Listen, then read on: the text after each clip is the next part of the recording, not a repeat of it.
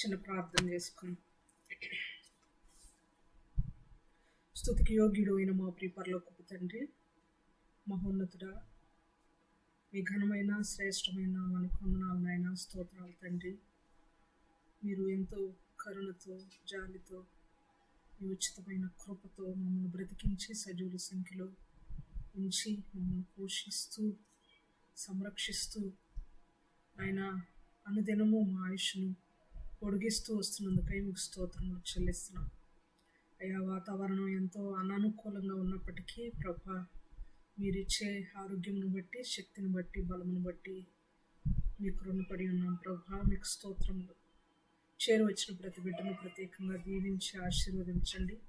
మొదటిగా మీ సన్నిధికి మీ పట్ల గౌరవంతో, శ్రద్ధతో, భయభక్తులతో వచ్చిన ప్రతి బిడ్డను నిండారులుగా దీవించి ఆశీర్వదించమని ప్రార్థిస్తున్నాం నాయన. రావాల్సిన బిడ్డలు మీ ప్రణాళికలు ఇంకా ఉన్నట్లయితే వారిని మీ ఆత్మ ప్రేరేపణ చేత నడిపించమని ప్రార్థిస్తున్నాం ప్రభా. ఈ కూడికి యావత్తు మీకు మహిమకరంగా జరిగించండి. అలాంటి ఆటంకం ఎదురు కాకుండా కృప చూపండి. మాట్లాడబోవు నేను మా ప్రభా నాయనా వట్టిదాన్ను, మట్టిదాన్ను, అజ్ఞానిని, తెలివి తక్కువ దానను. ఈ మాటలు మాట్లాడటకు చాలిన దానను కాదు ప్రభా. కేవలం మీరు మాత్రమే మాట్లాడండి, మీరే పలికించండి. మీ ఉద్దేశమును నాయన, మీ మనస్సును మేము ఇంకొంచెం లోతుగా ఎరుగుటకు సహాయం దయచేయండి నాయన. మమ్మల్ని జీవింపచేసి మీ యొక్క వాక్యమును నేర్చుకొని మేము జీవించుటకు సహాయం దయచేయమని నాయన మమ్మల్ని అందరినీ మీ కృప కలిగిన హస్తాలకు సమర్పించుకుంటూ మా ప్రభును మీ ప్రియ కుమారుడైన యేసుక్రీస్తు వారి అతి శ్రేష్టమైన అత్యున్నతమైన నామంలో మిక్కిలి వినయంతో ప్రార్థించి బ్రతిమాలి వేడుకుంటున్నాను తండ్రి. ఆమేన్. మంచిది ప్రియులారా, గలతీయులకు రాసినటువంటి పత్రికలో మరి ప్రభు మహాకృపను బట్టి 20వ సెషన్లోనికి మనము ప్రవేశించున్నాము. గడిచిన సెషన్లో మధ్యవర్తి గురించి అనేక విషయాలు మనం నేర్చుకుని ఉన్నాం. చాలామంది యాబ్సెంట్ అయ్యారు లాస్ట్ సెషన్కి. ఈరోజు కూడా ఎక్కువ మంది రాలేదు. అయినను పర్వాలేదు. దేవుని చేత ఏర్పాటు చేయబడినటువంటి మనము ఎంతో అత్యున్నతమైన దేవుని మాటలు వినడానికి మనము ఎలాంటి సెకండ్ థాట్ పెట్టుకోకుండా మనం వాక్యంలో ముందుకు కొనసాగుదాం. అందరూ ఎరిగిన వారే ఉన్నారు కనుక నేను ఇంట్రడక్షన్ రిపీట్ చేయట్లేదు. గలతీ పత్రిక వివరణలో మనం ఉన్నాము. ఈరోజు యొక్క పాఠంలోనికి డైరెక్ట్గా ప్రవేశించడానికి ఇష్టపడుతున్నాను. ఈరోజు యొక్క పాఠం ఏంటంటే బాలశిక్షకుడిని ఇంగ్లీష్ బైబిల్లో కొన్ని వెర్షన్స్లో ట్యూటర్ అని ఉంది, కొన్ని వెర్షన్స్లో హెడ్ మాస్టర్ అని ఉంది, కొన్ని వెర్షన్స్లో స్కూల్ మాస్టర్ అని కూడా ఉంది. ఎవరి స్కూల్ మాస్టర్, ఎవరి బాల శిక్షకుడు అని అంటే మనకి ఆల్మోస్ట్ మనందరం విశ్వాసులు కనుక, ముఖ్యంగా నాకంటే పెద్దవాళ్ళు ఉన్నారు గూగుల్ మీట్లో గ్రూప్లో, వారందరూ కూడా ఎరుగుదురు. అందరికీ తెలిసినటువంటి మాట బాల శిక్షకుడు అంటే ధర్మశాస్త్రం అని మనం ఎరిగిన మాట. అయితే ఏ విధంగా ధర్మశాస్త్రాన్ని మనం బాల శిక్షకుడు అని ఎందుకు నిర్ధారించుకుంటున్నాం, ఎందుకు ఆ పేరు పెట్టడం జరిగింది? మరి ముఖ్యంగా మనం అనుకోవడం కాదు, పౌలు గారు మనకు నేర్పిస్తున్నారు ధర్మశాస్త్రాన్ని బాల శిక్షకుడు అని. పౌలు గారు మనకి వివరణాత్మకంగా తెలియజేస్తూ ఉన్నారు. ఎట్టి రీతిలో అది కరెక్ట్ అనే అంశాన్ని మనం ఈరోజు వివరంగా ధ్యానం చేద్దాం. ఎప్పుడు తక్కువసేపు చెప్పాలి, స్వీట్ అండ్ షార్ట్గా ఉండాలి మెసేజ్ అని అనుకుంటూ ఉంటాను. ఆ దిశలోనే సిద్ధపడతాను. కానీ మరి ఈరోజు మ్యాక్సిమం చాలా తక్కువ టైం తీసుకోవాలని అనుకుంటున్నాను. మీరైతే నా మీద నమ్మకం పెట్టుకోబాకండి. వీలైతే మీరు త్వరగా పెందలకడ వంట చేసేసుకొని భోజనం కూడా చేసేసి అటెండ్ అయితే నేను ఇంకా సంతోషిస్తాను. ఇంకొంచెం ఎక్కువసేపు మనం మాట్లాడుకోవచ్చు. ఓకే, ఏది ఏమైనా వాక్య భాగంలోనికి వెళ్దాం. 21వ సెషన్ నుండి 21వ వచనం నుండి మనం ధ్యానం చేద్దాం. 21వ వచనంలో చూడండి, పౌలు గారు ఏమంటున్నారు? ధర్మశాస్త్రము దేవుని వాగ్దానములకు విరోధమైనదా? అట్లా అనరాదు. జీవింపచేయ శక్తి గల ధర్మశాస్త్రము ఇయ్యబడి ఉన్న ఎడల వాస్తవముగా నీతి ధర్మశాస్త్రం మూలముగానే కలుగును కానీ అంటున్నాడు. ఎందుకు ధర్మశాస్త్రము వాగ్దానానికి విరోధమైందా అనే ప్రశ్న, కాదు అనే జవాబు పౌలు గారు ఎందుకు చెప్తున్నారంటే, పౌలు గారి బోధలో కొన్ని అద్భుతమైన అమూల్యమైన కొన్ని లక్షణాలు ఉన్నాయి ఆయన బోధలో. పౌలు గారి ప్రయాణాలు వివరించేటప్పుడు పౌలు గారి బోధలో ఉన్నటువంటి కొన్ని లక్షణాలు, 10 ఆస్పెక్ట్స్ అనుకుంటాను, టైటిల్ అలా చెప్పడం జరిగింది. పౌలు గారి బోధకున్నటువంటి లక్షణాలు అనేటువంటి పాఠంలో ఆయన సంబోధన దగ్గర నుంచి ఏ పాయింట్స్ని తీసుకొని ఆయన బోధిస్తాడు, ఆయన ప్రీచింగ్లో ముఖ్యంగా ఏ లక్షణాలు ఉంటాయి అనేటువంటి అంశాన్ని సవివరంగా ఒకసారి మనం వివరించుకోవడం జరిగింది. వీలుంటే ఒకసారి బ్యాక్ వెళ్ళి మీరు ఛానల్లో వినాలి అని నేను మనవి చేస్తున్నాను. ఆయన బోధనలో ఉన్నటువంటి ఒక లక్షణం ఏంటంటే, ఎవరికైతే ఆయన బోధిస్తూ ఉన్నాడో వినే వాళ్ళకు వచ్చే డౌట్ని వినేవాళ్ళు అడగక ముందే ఆయనే డౌట్ ఎక్స్ప్రెస్ చేసి ఆ డౌట్ని క్లియర్ చేసే విధంగా డౌట్కి సంబంధించినటువంటి వివరణ, ఎక్స్ప్లెనేషన్ కూడా పౌలు గారు ఇస్తారు. ఆయన బోధనా విధానంలోని ప్రాముఖ్యమైన లక్షణాల్లో అదొక లక్షణం. అదే లక్షణాన్ని మన మనసులో పెట్టుకొని వచనం చదివితే, ఇంతకుముందు చెప్పిన మాటలు, ఇంతకుముందు చెప్పినటువంటి సెషన్స్లో ఉన్న మాటలన్నీ జ్ఞాపకం చేసుకుంటే, ధర్మశాస్త్రమా దేవుని వాగ్దానమా, ఏది ముందు, దేనికి ఎక్కువ సీనియారిటీ ఉంది, ఏది ఎక్కువ విలువైనది, ఏది విశ్వాసానికి ఎక్కువ మనకి ఉనికి పట్టు, ఈ విషయాలన్నీ మనం ఆలోచన చేసినప్పుడు వాగ్దానమే ముందు, వాగ్దానమే సీనియర్, వాగ్దానమే మనకి ఇంపార్టెంట్ అని మనం వివరించుకున్నాం. ఇప్పటి వరకు ధర్మశాస్త్రం కాదు అని వివరించుకున్నాం. అప్పుడు మరి ధర్మశాస్త్రం కానప్పుడు అసలు ఎందుకు ధర్మశాస్త్రం ఇచ్చాడు దేవుడు అనే డౌట్ వినే వాళ్ళకి ఆటోమేటిక్గా వచ్చేస్తుంది, ఇంక్లూడింగ్ అస్. మనకి కూడా ఆ డౌట్ వస్తుంది. అందుకనే మనలాంటి చిన్నవాళ్ళం కదా, మనం నేర్చుకుంటున్నటువంటి విద్యార్థులు, మనలాంటి వాళ్ళకి ఆ డౌట్ వస్తుందనే పౌలు గారు ఆ డౌట్ని క్లారిఫై చేస్తూ అంటున్నారు, ధర్మశాస్త్రము వాగ్దానానికి విరోధమైందా అనని ఆయన అంటున్నాడు. కాదు, విరోధము కాదు, అట్లా అనుకోకూడదు, మనం అట్లా అనరాదు. జీవింపచేసే శక్తి గల ధర్మశాస్త్రము ఇయ్యబడి ఉన్న ఎడల వాస్తవముగా నీతి ధర్మశాస్త్రం మూలముగానే కలుగు. ఇంతకుముందు సెషన్స్లో అన్నీ ఏం చెప్పాడు? నీతి ఏ విధంగా వస్తుందని చెప్పాడు. విశ్వసించుట వలన నీతి. అబ్రహాము దేవుణ్ణి నమ్మెను, అది అతనికి నీతిగా ఎంచబడిను. విశ్వాస మూలముగానే ఎవరైనా నీతిమంతులుగా తీర్చబడతారు, కానీ ధర్మశాస్త్రం మూలంగా కాదు కాదు కాదు అని చెప్తూ వచ్చినటువంటి పౌలు గారు ఇక్కడ బేస్గా ఉన్న అసలు పునాది నీతి ఎక్కడి నుండి వచ్చింది అనేది మరొక్కసారి ఒక పునాదిని తీసుకొని ఆయన మాట్లాడుతున్నాడు. అసలైన లోతైన అసలు ఆంతర్యాన్ని తీసుకొని ఆయన మాట్లాడుతున్నారు. ఏమనంటే, వాస్తవంగా నిజంగా చెప్పాలంటే నీతి అనేది ధర్మశాస్త్రం మూలంగానే కలుగుతుంది. ఎందుకు ఈ మాట అన్నాడు? ఇప్పటిదాకా విశ్వాస మూలమున అన్నాడు కదా, ఇప్పుడెందుకు ధర్మశాస్త్ర మూలముగా అంటున్నాడు అని ఆలోచన చేస్తే, విశ్వాస మూలముగా నీతిమంతులను తీర్చబడతారు, దానిలో డౌట్ లేదు, అన్డౌటెడ్లీ అది కరెక్ట్ స్టేట్మెంట్. కానీ ధర్మశాస్త్రం మూలముగా కూడా నీతిమంతులని ఎంచబడతారు. ఎప్పుడు నీతిమంతులుగా ఎంచబడతారంటే ధర్మశాస్త్రం మొత్తాన్ని ఫాలో అయినప్పుడు, ధర్మశాస్త్రంలో ఉన్న ప్రతిదీ ఫాలో అయినప్పుడు, ఏ ఒక్కటి కూడా తూచ తప్పకుండా అసంపూర్తి చేయకుండా కంప్లీట్గా ధర్మశాస్త్రాన్ని పాటించినప్పుడు నీతిమంతులుగా ఎంచబడతారు. ఎవరైనా ఉన్నారా అలా పాటించిన వాళ్ళు?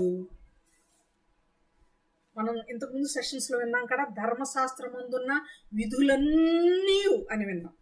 ఎక్కడుందా వచనం? అదే అధ్యాయం మూడవ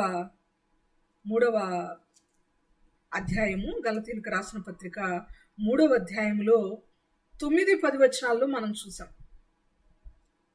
9-10 వచనాలలో మనం చూసాం కదా. ధర్మశాస్త్రానికి సంబంధించిన విధులన్నీ పాటించకపోతే మనము శాపగ్రస్తులం అవుతాము అనేటువంటి మాట. విధులన్నీ కనబడిందా మీకు? అది కనిపించింది. ఎక్కడ వచనం? కాబట్టి విశ్వాస సంబంధులే విశ్వాసం గల అబ్రహాంతో కూడా ఆశీర్వదించబడదురు. ధర్మశాస్త్రం విధించిన క్రియలకు సంబంధులందరూ శాపమునకు లోనై ఉన్నారు. ఎందుకనగా ధర్మశాస్త్రమందు వ్రాయబడిన విధులన్నీ చేయుట యందు నిలకడగా ఉండని ప్రతివాడును శాపగ్రస్తుడు. విధులన్నీ చేస్తే నీతి వచ్చేస్తుంది. అబద్ధం ఆడట్లేదు, నీతిమంతుడండి వాళ్ళు అబద్ధం ఆడరు అంటాం. వాళ్ళకు ఒక నీతి ఉందండి. వాళ్ళు దొంగతనం చేయరు, దొంగతనం చేసే లక్షణాలు వాళ్ళలో లేవు అంటాం.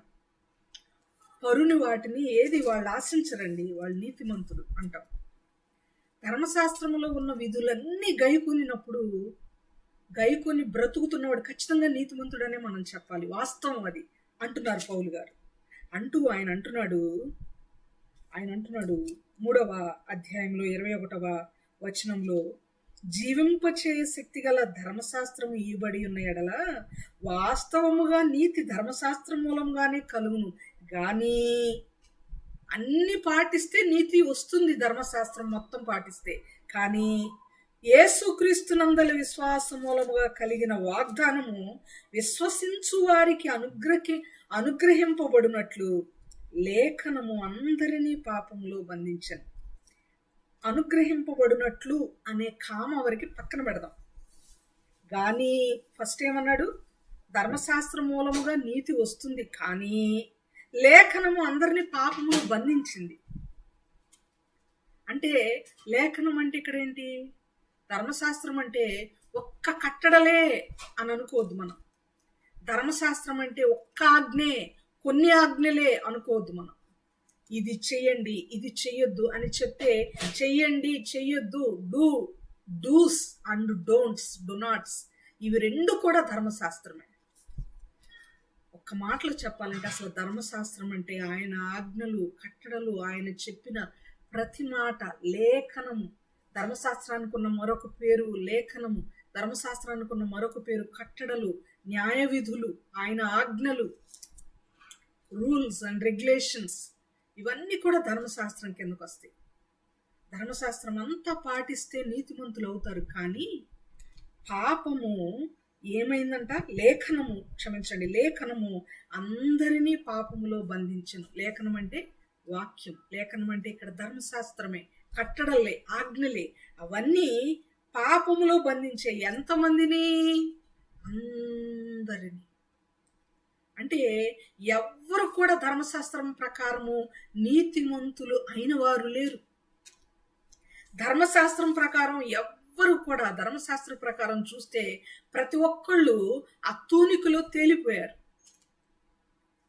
ధర్మశాస్త్రం అనేటువంటి ఆ తూనికలో వెయింగ్ మిషన్ లో కనుక మనల్ని సరితూచితే మనందరం కూడా తక్కువగా కనబడతాం. గెలవలేము, దానిలో పాస్ అవ్వలేము మనం. ఎవ్వరు కూడా పాస్ అయినటువంటి వారు లేరు. అందువల్లనే దేవుడు చెప్తున్నాడు, లేఖనము అందరినీ పాపములో బంధించను. ఇప్పుడు చదువుదాం 22వ వచనం మొదటి నుంచి. యేసుక్రీస్తునందలి విశ్వాస మూలముగా కలిగిన వాగ్దానము విశ్వసించు వారికి అనుగ్రహింపబడినట్లు. ఎందుకు లేఖనము బంధించింది? అందరూ పాపములో బంధించబడ్డారు. అందరు all were cot by the sin. అందరినీ పాపం పట్టుకుంది, క్యాచ్ చేసింది. ఒక షాపింగ్ మాల్లో ఒక 10 మంది ఉద్యోగులు ఉన్నారు అనుకున్నాం. షాపింగ్ మాల్లో 10 మంది ఉద్యోగులు ఉన్నారు. 10 మంది ఉద్యోగులుంటే ఒకరికి నాలెడ్జ్ లేకుండా, ఒకళ్ళ గురించి ఒకళ్ళకి తెలియకుండా 10 వస్తువులు దొంగతనం చేయబడ్డాయి. ఎవరు దొంగతనం చేశారో ఎవరికి తెలీదు. అధికారులకి తెలీదు, వర్కర్స్కి తెలీదు. ఒకవేళ 2 దొంగల 3 దొంగల, ఏ వస్తువు ఎవరు దొంగలించారు ఎవరికి తెలీదు. కానీ అసలు ఆ 10 మందిలో దొంగలెవరు, దొరలెవరు, అసలు దొంగతనం చేయని వారెవరు, దొంగతనం చేసిన వారెవరు? 10 వస్తువులు ఒకళ్ళే దొంగిలించారా, లేకపోతే 5 వస్తువులు ఇద్దరు దొంగిలించారా, 5 2 వస్తువులు దొంగిలించారా? ఏ విషయం తెలీదు. అలాంటప్పుడు అక్కడ సీసీటీవీ కెమెరా ఉందనుకోండి, సీసీ ఫుటేజ్ ఉందనుకోండి, దానిలో చూసినప్పుడు 5 వస్తువులు ఇద్దరు దొంగిలించారా, 10 వస్తువుల్ని ఒకళ్ళే దొంగిలించారా అని గమనించినప్పుడు సీసీటీవీ కెమెరాలో పట్టుబడిన విషయం, దొరికిన విషయం, బయలుపరచబడిన విషయం ఏంటంటే 10 మంది దొంగలే. 10 మంది వర్కర్స్ ఉన్నారు అక్కడ. 10 మంది కూడా ఒక్కొక్క వస్తువును ఒకరికి తెలియకుండా ఒకరు దొంగిలించారు. ఈ 10 మంది అనుకుంటున్నారు నేను దొంగిలించిన సంగతి మిగిలిన 9 మందికి తెలియదు అని. ఎవరికి వాళ్ళు నేను దొరనే అనుకుంటున్నారు. కానీ సీసీటీవీ కెమెరా ఏం చూపించిందంటే 10 మంది కూడా దొంగలే. అంటే ఎవరు లేరు వారిలో, 10 మందిలో దొర అన్న వాళ్ళు ఎవరు లేరు అనమాట. అర్థమైందా ఈ ఎగ్జాంపుల్ మీకు? ఈ ఉదాహరణ అర్థమైందా? అర్థమైంది కదా. అదేవిధంగా సీసీటీవీ కెమెరాని మనం ధర్మశాస్త్రం అనుకుంటే, ధర్మశాస్త్రం ప్రకారము దొర ఎవరో తేలుతుంది, నీతిమంతుడు ఎవడో బయలుపడుతుంది. ఎప్పుడు బయలుపడుతుంది? ఖచ్చితంగా దొంగతనం చేయనప్పుడు. కానీ ఆ సీసీటీవీ కెమెరాలో ఏం కనబడుతుందంటే అందరూ దొంగలే. ఇదే మాటని రోమపత్రిక 3:23 పౌలు గారు చెప్పారు. ఏ భేదమును లేదు. పూర్తి చేస్తారా? ఏ భేదమును లేదు, అందరూ పాపము చేసి దేవుడు అనుగ్రహించు పొందలేకపోతున్నారు. ఏ భేదమును లేదు, 10 మంది దొంగలే. సీసీటీవీ కెమెరా చెప్పిన సత్యం అది. ధర్మశాస్త్రం చెప్తున్న సత్యం ఏంటంటే రూల్స్ అన్నీ ఉన్నాయి. రూల్ని అన్నిటినీ పాటించిన నీతిమంతుడు దొర ఒక్కడు కూడా లేడు. అందరూ తప్పిన వాళ్ళే.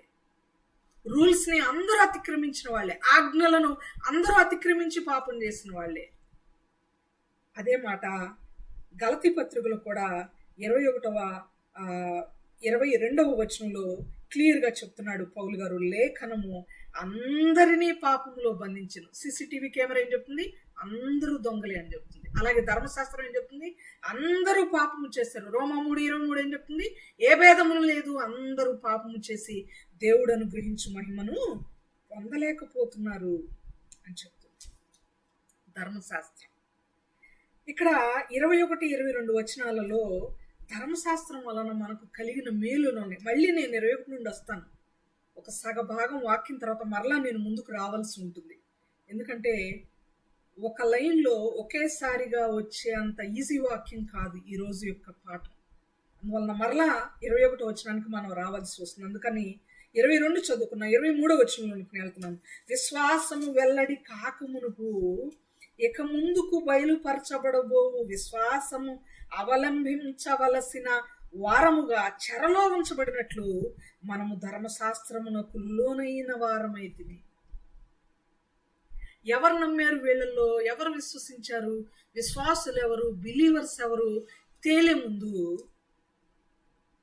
విశ్వసించిన వారెవరో తెలుపబడే ముందు, అసలు వీళ్ళు నమ్మి విశ్వాసం పొందిన దేవుని బిడ్డలా, దేవుని కుమారులా అని తేల్చబడే ముందు మనందరం కూడా ఒక చోట ఉన్నాం. అదే ధర్మశాస్త్రము వలనైన చెర. ధర్మశాస్త్రము మనల్ని బంధించింది, క్యాచ్ చేసింది, కట్టిపడేసింది. కారణం ఏంటంటే నువ్వింకా ప్రభువుని నమ్మలేదు.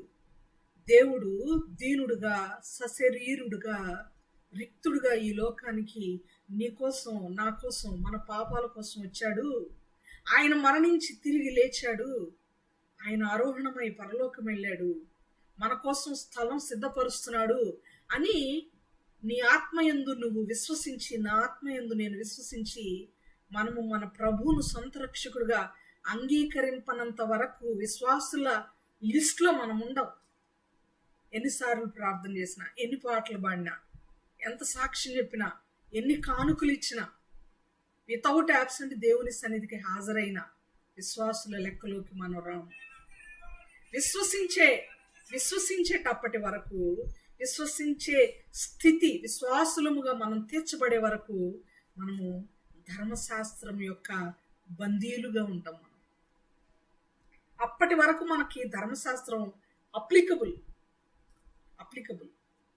ఎప్పుడు ధర్మశాస్త్రం మనకి అప్లికబుల్ కాదు అంటే, ధర్మశాస్త్రాన్ని ఇక మనం ధర్మశాస్త్రం అనే చెరలో మనం ఉన్నవారం కాదు అని ఎప్పుడు మనం అనుకోవాలి అంటే, మనం విశ్వాసులుగా మారిన తర్వాత. అటెండీస్గా మనం ఉన్నప్పుడు కాదు. ఫుల్ అటెండెన్స్ చర్చిలో మనం ఉంటే ధర్మశాస్త్రం మనం ఫాలో అక్కర్లేదు అని అనుకోకూడదు. ఈ పాయింట్ మీకు అర్థమవుతుందని నేను అనుకుంటున్నాను, నమ్ముతున్నాను. విశ్వాసులంగా మనం మలచబడే వరకు, మార్చబడే వరకు, మనము మన ప్రభువుని మన సొంత రక్షకుడుగా స్వీకరించే వరకు, మన పాపములను ఆయన ఎదుట యథార్థంగా ఒప్పుకొని, మన పాపములకు ఇక ఫుల్ స్టాప్ పెట్టి నీతిమంతులుగా బ్రతకడానికి ఆయన సన్నిధిలో ఆయన రక్తం ద్వారా మన పాపములను మనం కడుగుకునే వరకు ధర్మశాస్త్రం యొక్క బందీలో మనం ఉన్నాం, చెరలో మనము ఉన్నవారము అని అంటున్నాడు పౌలు గారు. విశ్వాసము వెల్లడి కాక మునుపు ఇక ముందుకు బయలుపరచబడబోవు విశ్వాసం అవలంబింపవలసిన వారముగా, ముందు విశ్వాసము వెల్లడి కాక మునుపు, ఇంకా మనం తీర్మానం చేయలే, బాప్టిజం తీసుకోలే, ఫ్యూచర్లో తీర్మానం చేస్తాం. బాప్టిజం తీసుకున్న తర్వాత అవలంబిస్తాం, విశ్వాసులుగా కంటిన్యూ అవుతాం. అప్పటి వరకు చెరలో ఉంచబడినట్టు మనము ధర్మశాస్త్రమునకు లోనైన వారమైతిమి. ఇక్కడ చూడండి, ఎక్కడో మన హృదయంలో, మన బ్రెయిన్లో, అబ్బా ఈ ధర్మశాస్త్రం లేకపోతే బాగుండు కదా అనిపిస్తుంది కదా, లైట్గా ధర్మశాస్త్రము మనల్ని క్యాచ్ చేస్తుంది, ఎవరైనా మిస్టేక్స్ చేస్తుంటే పట్టుకుంటుంది, పాపము అందరినీ బంధించింది అనే మాట చదివినప్పుడు అబ్బా ఈ బంధకాలు లేకుండా ఉంటే బాగుండు కదా, పాపం చేస్తాం ఎవరు పట్టుకోకుండా ఉంటే బాగుంటుంది కదా. దొంగ అనుకుంటాడంట, దొంగతనానికి వెళ్ళేటప్పుడు ఒంటి నిండా ఆయిల్ రుద్దుకొని, నల్లని గ్రీజు లాంటి కలర్ ఒకటి రుద్దుకొని, ఎవరికి నేను కనబడకూడదు చీకట్లో ఉన్నప్పుడు, నన్ను ఎవరన్నా పట్టుకోవడానికి ట్రై చేసినా జారిపోవాలి అని ఆయిల్ రాసుకొని ప్రేయర్ కూడా చేసుకుంటాడంట. ఏమన్నా తెలుసా, అయ్యా నేను దొంగతనం చేస్తుండగా ఎవరికంట నేను పడకూడదు, ఒకవేళ ఎవరికంటన్నా పడినా నన్ను ఎవరు క్యాచ్ చేయకూడదు అని ప్రేయర్ చేసుకుంటాడంట దొంగ. ఈ పాపము అందరినీ బంధించింది అన్నప్పుడు, బంధించే ఒక వస్తువు లేకుండా ఉంటే బాగుంటుంది కదా అనిపిస్తుంది. ఈ చెర అనేది లేకుండా ఉంటే బాగుంటుంది కదా అని అనిపిస్తూ ఉంటుంది. ధర్మశాస్త్రమునకు లోనైన వారమైతిమనంటే, ఈ లోనయ్యే పదం లేకుండా ఉంటే బాగుండు కదా అనిపిస్తూ ఉంటుంది. దానినే పాప పరమైన స్వేచ్ఛను కోరుకోవడం. పాపులు ఎప్పుడు స్వేచ్ఛగా ఉండాలని కోరుకుంటారంట. పాపులకి రూల్స్ నచ్చవు, పాపులకి రిస్ట్రిక్షన్స్ నచ్చవు. పాపము చేసేవారికి ఏవైనా రూల్స్ పెడితే, రిస్ట్రిక్షన్స్ పెడితే నచ్చవు.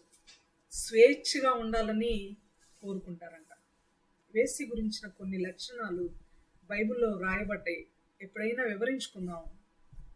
వేశ్య నోరు లోతైన గొయ్యి అని చెబుతూ స్వేచ్ఛగా తిరుగునది, బొబ్బలు పెట్టున్నది అని అంటాడు సామెతల గ్రంథంలో. స్వేచ్ఛగా అనుకుంటుందంట పాపము చేసే స్త్రీయే కాదులండి, ఇండైరెక్ట్లీ పురుషులైనా స్త్రీలైనా ఎవరికైనా, పాపం చేసే ఎవరికైనా చెందేటువంటి మాట అది. స్వేచ్ఛను కోరుకుంటారు, ఫ్రీడమ్ని కోరుకుంటారంట. అది పాప సంబంధమైన ఫ్రీడమ్ని వాంఛించడం. అందుకని ఇక్కడ ధర్మశాస్త్రమునకు లోనైన వారమైతిమి. ఎందుకంటే విశ్వసించనంత వరకు, మనము విశ్వాసులముగా మార్చబడనంత వరకు మనము ఎవరము? పాపులము. విశ్వాసులముగా మనము మార్చబడిన తర్వాత ఇక పాపులం కాదు మనం. అప్పటి వరకు పాపులం కాబట్టి ఒక ధర్మశాస్త్రం అనే చెరలో ఉన్నాం. మిస్టేక్స్ చేసిన వాళ్ళు ఎక్కడ ఉంటారు? జైల్లో ఉంటారు. ఎంతవరకు ఉంటారు? ఆ పాపము నుండి పశ్చాత్తాపపడి తప్పు తెలుసుకునే వరకు. ఒక్కొక్క తప్పు నుండి పశ్చాత్తాపం పొందడానికి కొంత సమయాన్ని నిర్ణయిస్తుంది ప్రభుత్వం. 7 ఏళ్ళు, 2 ఏళ్ళు, 3 నెలలు, 6 నెలలు, 14 సంవత్సరాలు, జీవితాంతం ఖైదు, ఈ విధంగా శిక్ష నిర్ణయిస్తుంది ప్రభుత్వం. తప్పు తెలుసుకొని సత్ప్రవర్తన గలవారుగా జైల్లో జీవితం కొనసాగిస్తున్నట్లయితే స్వాతంత్ర దినోత్సవం నాడు కానివ్వండి, లేక రిపబ్లిక్ డే గణతంత్ర దినోత్సవం నాడు కానివ్వండి, కొంతమంది దోషులను ఖైదీలను, దోషులు కాదు ఖైదీలను, దోషం చేసిన తర్వాత వాళ్ళని ఖైదీలు అంటారు కదా, శిక్ష అనుభవిస్తున్న వారిని సత్ప్రవర్తన కోటాలో సత్ప్రవర్తన కింద వారిని విడుదల చేస్తారు. విడుదల చేసిన తర్వాత మరలా వాళ్ళకి జైలు అవసరం లేదు. జైల్లో ఉన్నంత కాలం మాత్రం వాళ్ళు కొన్ని రూల్స్ పాటించాల్సిందే. కష్టపడి రాళ్ళు కొట్టాలి, కష్టపడి గార్డెనింగ్ చేయాలి, వాళ్ళ బట్టలు వాళ్ళు ఉతుక్కోవాలి, వంట చేసుకోవాలి, తినాలి, కష్టపడాలి. కానీ ఆ జైల్లో నుండి విడుదల పొంది బయటకు వచ్చేసిన తర్వాత వాళ్ళ తప్పు వాళ్ళు తెలుసుకుని ప్రవర్తన మార్చుకున్న తర్వాత మరలా జైల్లో ఉండే రూల్స్ వీళ్ళు పాటించక్కర్లేదు. ఇన్ ద సేమ్ వే పాపము నుండి మనము పాపులమని గుర్తెరిగి పాపము నుండి మనము ఆ పాపపు మార్గము నుండి మనము మరలిన తర్వాత మంచి ప్రవర్తన, విశ్వాసులకు తగినట్లుగా మనం బ్రతకటం స్టార్ట్ చేసిన తర్వాత ధర్మశాస్త్రంలో ఉన్న రూల్స్ కింద ఆ చెరలో బానిసలుగా మనం ఉండక్కర్లేదు. ఆ ధర్మశాస్త్రం అనే కాడి క్రింద మనం ఉండక్కర్లేదు. అది పౌలు గారి యొక్క బోధలోని ఉద్దేశం. ఎంత సబ్జెక్ట్ మాట్లాడుతున్నాడో మీరు గ్రహించాలి. ఈ మాటలు వింటుండగా దేవుడు మనకు నేర్పిస్తున్నటువంటి అంశము, ఒక ధర్మశాస్త్రం అనే అంశం కానీ, మధ్యవర్తి అనే టాపిక్ కానీ, బాల శిక్షకుడు అనేటువంటి పేరు కానీ, ఒక్కొక్క పాయింట్ గురించి, ఒక్కొక్క మాట గురించి పౌలు గారికి ఉన్నటువంటి ఆ స్టఫ్ ఎంత స్ట్రాంగ్గా ఉందో మనం ఆలోచన చేయాలి ప్రియులారా. ఈయన ఇంత వివరంగా మనకి చెప్పకపోతే ఈ విషయాలన్నీ చాలా వరకు మనకి బోధపడేవి కాదేమో అనిపిస్తూ ఉంటుంది. పౌలు గారి పత్రిక లేకపోతే ధర్మశాస్త్రంలో అనేక విషయాలు, పాత నిబంధనలోని అనేక విషయాలు మరుగుగానే ఉండేవేమో. అందుకనే బహుశా దేవుడు పౌలు గారిని ఎన్నుకొని ఈ విధంగా ఆయన మనస్సుని ఈ విధంగా రాయించడేమో అనే ఆలోచన కలుగుతూ ఉంటుంది. ఎన్నో వచనంలో మనం ఉన్నాం, 24వ వచనం, కాబట్టి మనము విశ్వాస మూలమున నీతిమంతులమని తీర్చబడినట్లు క్రీస్తునందుకు మనలను నడిపించుటకు ధర్మశాస్త్రము మనకు బాల శిక్షకుడాయను. అప్పటి వరకు విశ్వసించనంత వరకు మనము ధర్మశాస్త్రం క్రింద లోనైన వారంగా ఉన్నాం కదా, ధర్మశాస్త్రానికి లోబడిన వారంగా ఉన్నాం కదా, ఆ కాడిమాను కింద మనం ఉన్నాం కదా.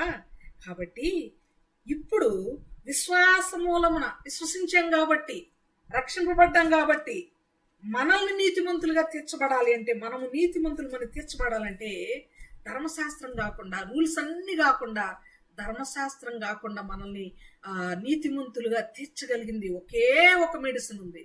అదే ప్రభు అయిన యేసుక్రీస్తును వద్దకు రావడం, అదే ప్రభు అయిన యేసుక్రీస్తు వారి యొక్క రక్తము. అక్కడికి మనల్ని నడిపించడానికి ధర్మశాస్త్రం మనకు బాల శిక్షకుడాయను. ఇంగ్లీష్లో స్కూల్ మాస్టర్, బాల శిక్షకుడాయను. అయితే విశ్వాసము వెల్లడి ఆయను గనుక విశ్వసించాం, రక్షింపబడ్డాం గనుక ఇక బాల శిక్షకుని క్రింద ఉండము. ఈ వివరణని కొంత ఇంట్రడక్షన్గా, కొంత పరిచయ భాగంగా, ఉపోద్ఘాతంగా మన మనసులో ఉంచుకొని 3 పాయింట్లు ఈరోజు మనం మాట్లాడుకున్నాం. 3 పాయింట్లో మొట్టమొదటి పాయింట్ ఏంటంటే, టోటల్గా ధర్మశాస్త్రము మనకు బాల శిక్షకుడాయను అనే పాయింట్ వరకు మనం వచ్చాం. టోటల్గా మనకు అర్థమైన పాయింట్ ఏంటంటే, ధర్మశాస్త్రము యేసుక్రీస్తుని అంగీకరించినంత వరకు మనకు ఒక జైలుగా, మనల్ని పట్టుకునే సీసీటీవీ కెమెరాగా, మనల్ని క్రీస్తు యొద్దకు నడిపించే ఒక మాస్టర్గా, బాల శిక్షకుడుగా మనకు కనబడుతుంది అనే పాయింట్ మనం ఇంతవరకు మాట్లాడుకున్నాం. అయితే వీటిలో ధర్మశాస్త్రం వలన లేక బాల శిక్షకుని వలన కొన్ని ఉపయోగాలు ఉన్నాయి మనకి. కొన్ని అంటున్నాను, ఎందుకంటే అన్నీ వివరించబోట్లేదు. అఫ్ కోర్స్ మనము సంపూర్ణ వివరణ అని మాట్లాడుకున్నా ఈ 3 పాయింట్లు వివరించుకుంటే ఆల్మోస్ట్ చాలా పాయింట్స్ మనం కవర్ చేసుకున్నట్టే. మొదటి పాయింట్ వచ్చేసి నేను మళ్ళీ ముందుకు వస్తానన్నాను కదా 21వ వచనంలోనికి. ఈ బాల శిక్షకుడు ఏం చేస్తాడు మనల్ని, ఈ స్కూల్ మాస్టర్ వలన మనకు ఉపయోగం ఏంటి స్పిరిచువల్ లైఫ్లో, మన ఆత్మీయ జీవితంలో బాల శిక్షకుని వలన మనకు ఉపయోగం ఏంటి అని కనుక మనం ఆలోచన చేసుకుంటే point number 1 or use number 1, application number 1 ఏంటంటే జీవింపచేయు శక్తి కలిగింది బాల శిక్షకుడు లేక ధర్మశాస్త్రం. ఎలాంటిది, ఏంటి ఉపయోగం నెంబర్ 1 మీరు రిపీట్ చేస్తారా? బాల శిక్షకుని వలన ఉపయోగం ఏంటి మనకి? జీవింపచేయు శక్తి గలది. జీవింపచేయు శక్తి కలిగింది అంటే మనకేదో ఒక వర్స్ మనకి లింక్ అయిపోవాలి వెంటనే బ్రెయిన్లో. లింకింగ్ వర్సెస్ అంటాం వాటి. ఒక వాక్యం చదువుకుంటున్నప్పుడు కూడా ఎక్కడో ఏదో వేరే పుస్తకంలో ఉన్నా, వేరే పుస్తకం అంటే బైబిల్కి అతీతమైంది, బైబిల్కి సంబంధించినదని కాదు, బైబిల్లోని 66 పుస్తకాల్లో ఒక గలతీ పత్రిక మనం చదువుతున్నాం అనుకోండి, ఒక వచనం మనం చదవగానే దానికి లింక్గా ఉన్న వచనం ఎక్కడో మనకు గుర్తొస్తూ ఉండాలి. దాన్ని బైబిల్ ధ్యానం అంటాం, మెడిటేషన్ అంటే అదే. జీవింపచే శక్తి కలిగింది అని అంటే బ్రతికిస్తుంది, బ్రతికించే శక్తి కలిగింది. బాల శిక్షకుడు బ్రతికించే శక్తి కలిగింది ధర్మశాస్త్రం అనే బాల శిక్షకుడు అని అంటే ఏం గుర్తొస్తుంది మనకి? ఏదైనా వచనం దేవుని వాక్యం గుర్తొస్తుంది. వాక్యం ఏ విధంగా, ఏ వాక్యం గుర్తొస్తుంది?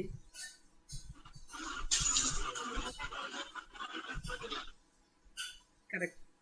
ఏ వాక్యం గుర్తొస్తుంది?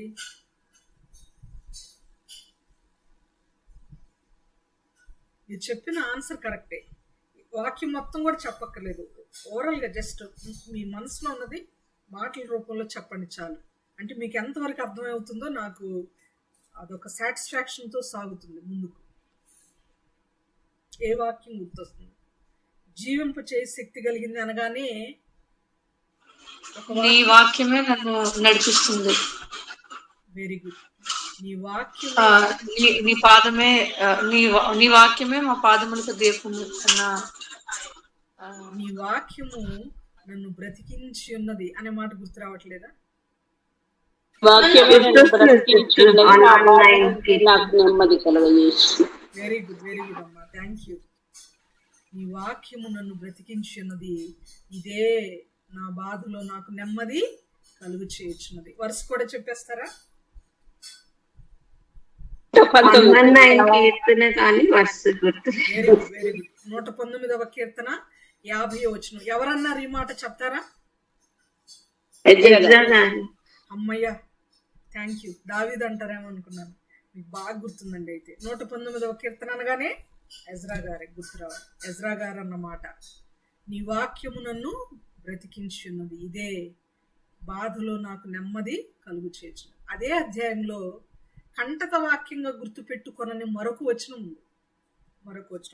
అది చదువుకుందాం మనం, ఎందుకంటే ఇది మన కంటక వాక్యం కాబట్టి మనం చెప్పుకోగలిగాం. 119:50 అదే అధ్యాయంలో 119వ కీర్తనలో 93వ వచనం ఒకసారి చదువుదాం. 119:93.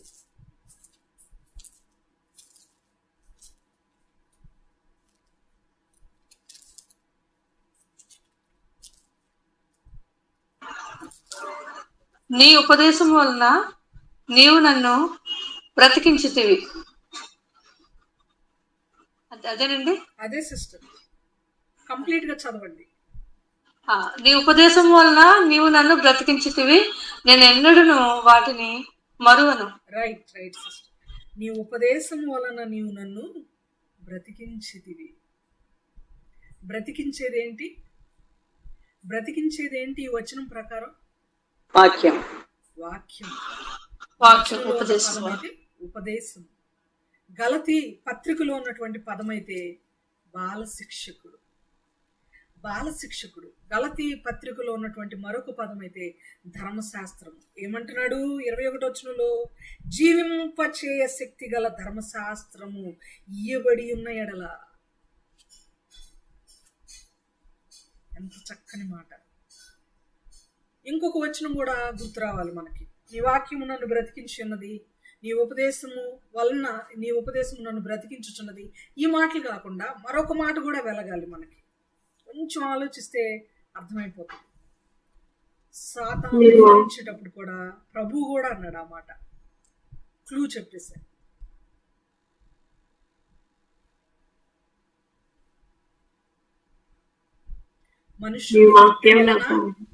మనుష్యుడు రొట్టె వలన మాత్రము కాదు కానీ దేవుడు ప్రతి మాట వలన జీవించు లేక బ్రతుకును. దేవుని నోట నుండి వచ్చే మాట మనల్ని బ్రతికిస్తుంది. ఒక్కొక్కసారి చావాలి అన్నంత బాధ కలిగించినప్పుడు కూడా వెంటనే బైబిల్ తీసి చదవండి, బ్రతకాలి అనే ఆశ కలుగుతుంది. కొన్ని టెస్టిమోనీస్ మనం చదివినప్పుడు విన్నప్పుడు చనిపోవడానికి రైల్వే ట్రాక్ మీద పడిపోయిన వాళ్ళు సహితం ఒక చిన్న బైబిల్లోని ఒక చిన్న ముక్క, బైబిల్లో ఉన్న ఒక పేజ్ ముక్క గాలికి కొట్టుకొని వచ్చి ఆయన ముఖం మీద పడితే దానిలో ఉన్నటువంటి మాట చదువుకొని ఆయన సూసైడ్ చేసుకోవడం ఆపేసి బయటకు వచ్చేసి గొప్ప సేవకుడైనటువంటి చరిత్ర సాక్ష్యాల్లో మనం వింటూ ఉంటాం. ఎందుకంటే ఆయన మాట, ఆయన వాక్యం, ఆయన ఉపదేశం, ఆయన కట్టడకున్నటువంటి లక్షణమే బ్రతికించడం, మరణించడం కాదు. మనం అనుకుంటాం అక్రోదులు, ఆలివ్ ఆయిల్స్, లేకపోతే జీరో ఆయిల్స్, మంచి ఎక్సర్సైజ్లు, జిమ్లు మనల్ని బ్రతికిస్తున్నాయి అనుకుంటాం. మంచి ఫుడ్ తీసుకుంటాం కాబట్టి మనం బ్రతుకుతున్నాం. హెల్దీ ఫుడ్ తింటున్నాం కాబట్టి మనం బ్రతుకుతున్నాం. ఆనాటి కాలంలో ఉన్నవాడు హెల్దీ ఫుడ్ తిన్నారు, అందుకని ఎక్కువ కాలం బ్రతికారు అని మనం అనుకుంటున్నాం. కానీ వాళ్ళు ఎక్కువ కాలం బ్రతికింది మనలాంటి మనవలే ఎక్కువ పాప పంకిల జీవితం గడపలేదు వాళ్ళు. I'm sorry to say this. పూర్వం ఉన్నటువంటి వారు ఇప్పుడు చూస్తే సొదొమ గొమొర్రా కంటే ఏమాత్రము తగ్గిపోని పాప భరితమైన ప్రపంచంలో మనం ఉన్నాం తెలుసా. బహుశా మనం ఉంటున్న కుటుంబంలో లేకపోవచ్చు, మన వీధిలో, మన ఊరిలో లేకపోవచ్చు, కానీ ఈ లోకము అప్పటి సొదొమ గొమొర్రా కంటే కూడా దారుణంగా చిన్న చిన్న పసిపిల్లలను కూడా విడిచిపెట్టకుండా పాపము చేసే భయంకరమైన పాపలోకంలో మనం ఉన్నాం. దేవుని యొక్క ఉగ్రత తొణికిసలాడే అంత విపరీతమైనటువంటి పాపయుక్తమైనటువంటి లోకంలో మనం ఉన్నాం. మన చుట్టూ ఉండేవి పాప కళ్ళు కాదంటారా? చాలా భయానకమైన పరిస్థితిలో మనం ఉన్నాం. న్యూస్ చూసినప్పుడు, వార్తలు వింటున్నప్పుడు మనకు అర్థమవుతుంది. పాపములో మనం ఉన్నాం, చుట్టూ పాపం ఉంది. ప్రియులారా, బ్రతుకుతున్నామంటే కారణం ఏంటో తెలుసా? దేవుని నోట నుండి వచ్చే ప్రతి మాట మనల్ని బ్రతికిస్తుంది. మన ఫుడ్ కాదు, మన బ్రతికిస్తుంది మన భక్తి కాదు. మనల్ని బ్రతికిస్తుంది కేవలము ఆయన నోట నుండి వచ్చే మాట, ఆయన ఇచ్చిన జీవవాక్యం, ఆయన మనకి ఇచ్చినటువంటి ధర్మశాస్త్రం, లేఖనం, ఉపదేశం, కట్టడలు. ఈ వాక్యం అనేది లేకపోతే మనము ఏమైపోయి ఉంటామో మనకే తెలియదు. సో ధర్మశాస్త్రం లేక, ధర్మశాస్త్రం అనగానే ఇక్కడ మన టైటిల్లో పెట్టిన పేరు నేను చెప్తున్నాను, బాల శిక్షకుడు అని. బాల శిక్షకుడు అంటున్నా, జీవింపు చేయుచున్నది అంటున్నాను. ది అని ఎందుకు అంటున్నానంటే ఇక్కడ బాల శిక్షకుడు స్త్రీలింగమైన ధర్మశాస్త్రం కాబట్టి, సబ్జెక్ట్ ఇట్స్ స్త్రీలింగం కాబట్టి నేను జీవింప చేయుచున్నది అని అంటున్నాను. ఎందుకంటే బైబిల్లో కూడా జీవింప చేయుచున్నది అనే మనకి కనబడుతూ ఉంటుంది కాబట్టి. రెండవ పాయింట్, బాల శిక్షకుని వలన రెండవ ఉపయోగం మనకేంటయ్యా అంటే పాపములను బంధించేదిగా ఉంది. పాపములను లేక పాపులను బంధించేదిగా ఉంది. 22వ వచనం. మొదటిది జీవింపజేస్తుంటే మొదటి పాయింట్లో, రెండోది బంధించేదిగా ఉంది. బంధించడం మనకు ఉపయోగం ఎలా అవుతుంది సిస్టర్ అని మీరు అనుకోవచ్చు. బంధించేది మనకు ఉపయోగం ఎలా అవుతుంది అని అనుకోవచ్చు. ఉపయోగమే. సీసీటీవీ కెమెరా లేకపోతే అందరూ దొరలే అనే భ్రమలో ఉండొచ్చు, లేకపోతే అందరూ పాపులే అనే భ్రమలో ఉండొచ్చు, లేకపోతే మనుషులకి ఎవరి మీద డౌటో వాళ్ళు దొంగలు అనే భ్రమలో ఉండొచ్చు. అదేవిధంగా ధర్మశాస్త్రము లేకపోతే ఎవరు పాపులో ఎవరు నీతిమంతులో ఎవరికి క్లారిటీ ఉండదు. సో పాపమునకు నీతికి, యథార్థతకు అసత్యానికి, లేక సత్యానికి అసత్యానికి మధ్యలో ఈ తేడాన్ని మనకి ఒక క్లియర్గా తెలియచేసిందే ఈ యొక్క బాల శిక్ష లేక బాల శిక్షకుడు.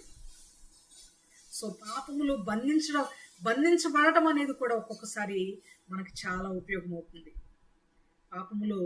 పాపము చేయుచున్న వారిని గమనించి అబ్జర్వ్ చేసి బంధించడం కూడా ఒక ఉపయోగకరం. ఇక్కడ మనం వాచ్మెన్ అన్నాం కాసేపు. వాచ్మెన్ యొక్క డ్యూటీ ఎప్పటి వరకు ఉంటుంది? ఒక కొత్త ఇల్లు కన్స్ట్రక్షన్ చేస్తూ ఉన్నారనుకోండి.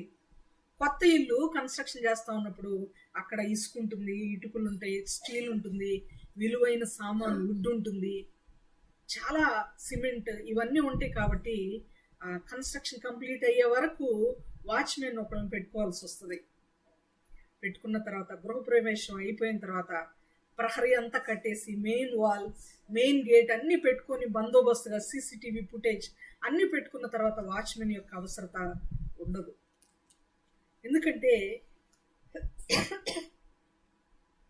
మన రక్షణ, మన యొక్క సేఫ్టీ మనము చూసుకోగలిగిన స్థితి వచ్చే వరకు మనల్ని సేఫ్గా కాపాడగలిగిన వాళ్ళు ఒకళ్ళు ఉండాలి. దొంగెవరో పట్టుకోగలిగిన వాళ్ళు ఒకళ్ళు ఉండాలి కదండి. వాచ్మెన్ అక్కడ లేడు అనుకోండి, వస్తువులన్నీ కొనడం, సిమెంటు, ఇటుక, స్టీల్ ఇవన్నీ కొనడం మన వంతు అవుతుంది, ఉపయోగించుకోవడం, వాడుకోవడం మరొకరి వంతు అవుతుంది. దొంగలకి కొదువే ఉండదు కదా. ఈ మధ్య కాలంలో పగటి దొంగలు కూడా ఎక్కువైపోతున్నారు. కాబట్టి ప్రియులరా, వాచ్మెన్ యొక్క అవసరత దొంగెవరో దొరెవరో తెలుసుకోవాలంటే ఖచ్చితంగా ఉండాలి. కన్స్ట్రక్షన్ అంతా అయిపోయిన తర్వాత ఒక సేఫ్ గూడులోనికి, ఒక సేఫ్ షెల్టర్లోనికి వచ్చిన తర్వాత, చుట్టూ సేఫ్టీగా మనం ఉన్నాం అని అనుకున్న తర్వాత వాచ్మెన్ అవసరం లేకపోవచ్చు, ఇంకా పెట్టుకోవాలంటే మన ఇష్టం. అది మనం కూడా విశ్వాసం అనే కవచం కిందకి వచ్చేసిన తర్వాత ఇక నేను ఎలాంటి తప్పు చేయను, ఎందుకంటే నేను విశ్వాసిని, దేవుని బిడ్డను. దేవుని నెక్స్ట్ సెషన్లో మనం మాట్లాడుకుంటాం. విశ్వాసి అనే పదాన్ని ఇంకొంచెం ముందుకు వెళ్ళి దేవుని కుమారులై ఉన్నారు, విశ్వాసం వల్ల మీరు దేవుని కుమారులై ఉన్నారు ఇప్పుడు అంటాడు పౌలు గారు. విశ్వాసులు అనే పదము కొంచెం ప్రమోషన్ వచ్చినట్లుగా దేవుని కుమారులుగా ఆయన మాట్లాడతాడు. ఒక్కొక్క లైన్, ఒక్కొక్క వర్స్ ముందుకు వెళ్ళే కొలది ఆయన బోధలో కానీ, ఆయన వాక్యం పట్ల ఆయనకున్నటువంటి ఉద్దేశంలో ఉన్నటువంటి ఆ పరిణితి చెందిన విధానాన్ని మనం చూస్తూ ఉంటాం. కాబట్టి మన సేఫ్టీ మనం చూసుకోగలం, మనం విశ్వాసంగా బ్రతకగలం. ఇంకెప్పుడు పాపం అనే కాడి క్రిందకు మనం వెళ్ళం. కాబట్టి ఒకళ్ళు మనల్ని జడ్జి చేసి ఒకళ్ళు మనల్ని పట్టించాల్సిన అవసరం లేదని అనుకున్నప్పుడు ధర్మశాస్త్రం మనల్ని బంధించాల్సిన అవసరం కూడా లేదు. సో ధర్మశాస్త్రం వలన లేక బాల శిక్షకుని వలన మనకు మరొక ఉపయోగం ఏంటి అంటే బంధించడం. ఇక్కడ నేను ఒక చిన్న కథ చెప్పాలనుకున్నాను. చాలా చిన్న కథ అంటున్నాను కానీ కొంచెం పెద్దగానే ఉంటుంది, దయచేసి ఆలకించండి ఓపికతో. ఒక ఏరియా ఉంది. ఆ ఏరియా మారుమూల ప్రదేశం, ఒక కుగ్రామం అనుకోండి. ఆ ఏరియాలో ఒకే ఒక స్కూల్ ఉంది. స్కూల్లో ఉన్నటువంటి ఆశ్చర్యకరమైన విషయం ఏంటంటే అన్ని తరగతులకి, అన్ని సబ్జెక్టులకి కలిపి ఒక టీచరే అక్కడ. అదే అక్కడ కథలో ఉన్నటువంటి మలుపు అనమాట. అది కథలో ఉన్నటువంటి కార్నర్ పాయింట్, బేస్ పాయింట్. అది స్కూల్లో 5 తరగతులు ఉన్నాయి. 5 తరగతులకి అన్ని సబ్జెక్టులకి ఒకే టీచర్ చెప్పాలి. ప్రిన్సిపల్ ఆయనే, టీచరు ఆయనే, వాచ్మెన్ ఆయనే, అటెండర్ ఆయనే, అన్నీ ఆయనే చూసుకోవాలి. అయితే అక్కడ ఉన్నటువంటి పిల్లలకు ఉన్నటువంటి చెడు అలవాట్లు మరే స్కూల్లో అంతటి అల్లరితో కూడినటువంటి పిల్లలు మరి ఎక్కడా చూడలేరు, ఎవరు కూడా చూడలేరు. అంతగా అల్లరి చేసే పిల్లలు ఉన్నారు ఆ స్కూల్లో. అయితే ఆ స్కూల్కి టీచర్గా పంపబడిన వాళ్ళు ఎవ్వరూ కూడా 1 లేక 2 నెలల కంటే ఎక్కువ వర్క్ చేయలేకపోతున్నారు అక్కడ ట్రాన్స్ఫర్ పెట్టేసుకొని వెళ్ళిపోతున్నారు. టీచర్స్గా వర్క్ చేసిన వాళ్ళకి బాగా అర్థమవుతుంది ఈ పాయింట్, ఈ కథ కూడా. అయితే బాగా తెలివైన, బాగా సహనం, ఓర్పు, సహనశీలి అయిన ఒక మాస్టర్ అక్కడ పంపబడ్డాడు టీచర్గా, లేక హెడ్ మాస్టర్గా, ప్రిన్సిపల్గా, అన్నీ ఇంకా ఆయనే. పంపబడినప్పుడు వాళ్ళ పరిస్థితి చూసి చాలా షాక్ అయ్యాడు ఆయన. ఫస్ట్లో మాస్టర్ క్లాస్లోకి వెళ్ళగానే అన్ని తరగతుల వాళ్ళు ఒకే గదిలో ఒకే చోట ఉన్నారు. గుంపులు గుంపులుగా బెంచ్ల మీద కూర్చొని మాట్లాడుతున్నారు. కొంతమంది బెంచ్లు ఎక్కి తొక్కుతున్నారు, బెంచ్ల మీద సౌండ్ చేస్తున్నారు, కొంతమంది సినిమా పాటలు పాడుతున్నారు, కొంతమంది విజిల్స్ వేస్తున్నారు, రకరకాలుగా అల్లరి చేస్తూ ఉన్నారు. అబ్బో, వీళ్ళందరినీ మేనేజ్ చేయడం చాలా కష్టం అని అనుకున్నాడు ఆయన. అనుకున్నా కానీ ఆయన ఒక నిర్ణయం తీసుకున్నాడు. ఏమనంటే, పాపం ఈ స్కూల్కి ఎవరొచ్చినా 1-2 నెలల కంటే ఎక్కువ ఉండకుండా వెళ్ళిపోతున్నారు. అలాంటప్పుడు ఈ స్కూల్ పిల్లలు బాగుపడేది ఎలా, వీళ్ళకి జ్ఞానం దొరికేది ఎలా, నేనన్నా కంటిన్యూ చేయాలని చెప్పి ఆలోచన చేసుకున్నాడు ఆయన. ఒక మంచి నిర్ణయం తీసుకున్నాడు. ఎలా అయినా వీళ్ళని బాగు చేయాలి, ఓపికతో ఓర్పుతో ఉండాలనుకున్నాడు.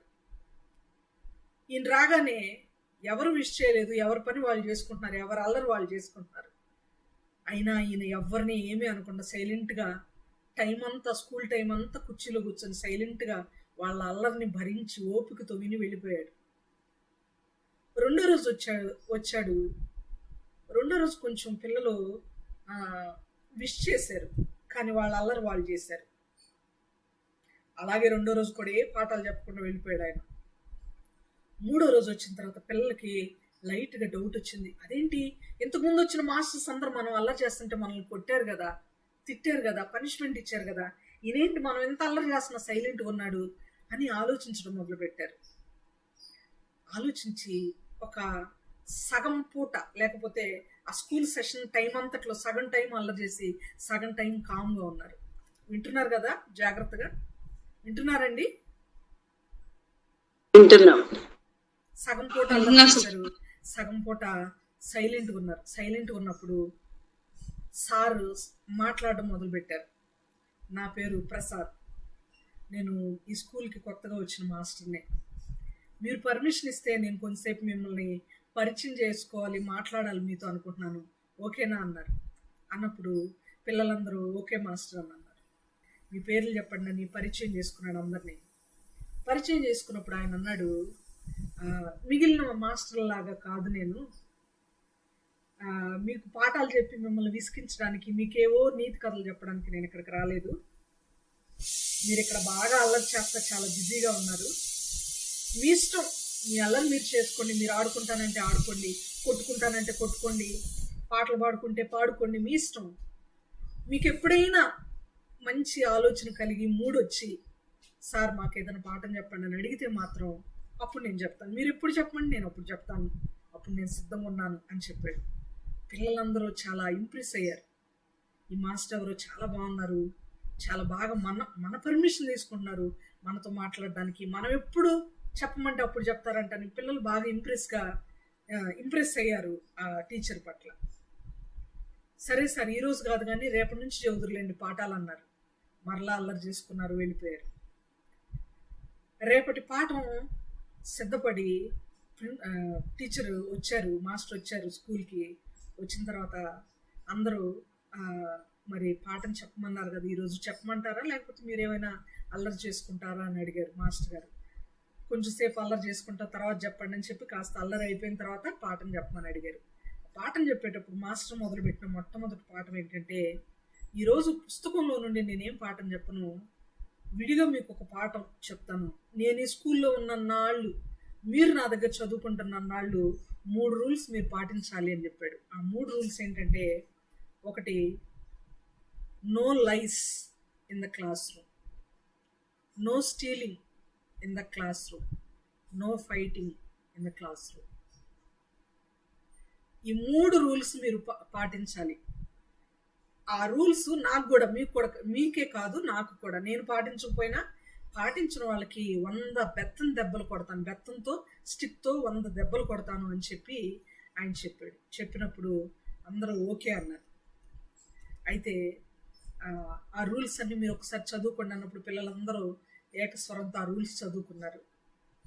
నెక్స్ట్ డే స్కూల్కి వచ్చారు, అల్లరి చేయడం మొదలుపెట్టిన తర్వాత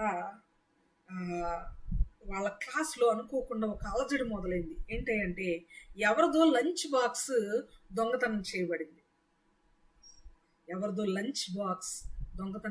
బాక్స్ కాదు, బాక్స్లో ఉన్న ఫుడ్ దొంగతనం చేయబడింది అని అందరూ సణుగుతూ గొణుగుతూ డిస్కస్ చేస్తున్నారు. దాని గురించి మాస్టర్ అడిగారు, ఏంటయ్యా ఏమైంది, పాఠం ఏమని చెప్పమంటున్నారా, పాఠం చెప్పమని అడగాలనుకుంటున్నారా అని అన్నాడు.